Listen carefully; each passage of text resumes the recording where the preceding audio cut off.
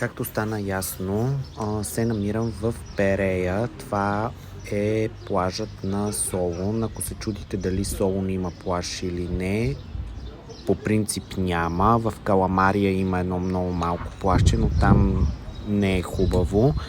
Кварталът е супер, но плажа не е хубав, затова хората от Солун идват на плаж в Перея, понеже им е най-близо. Аз обаче не отсядам точно в Перея, винаги отсядам в Нео Епиватес, защото е по-спокойно и не е такава търпана от хора и туристи.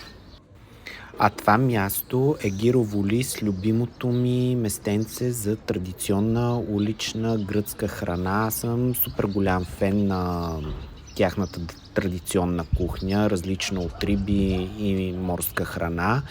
Обожавам гироси, совлакита, мусаки и всякакви други традиционни техни ястия.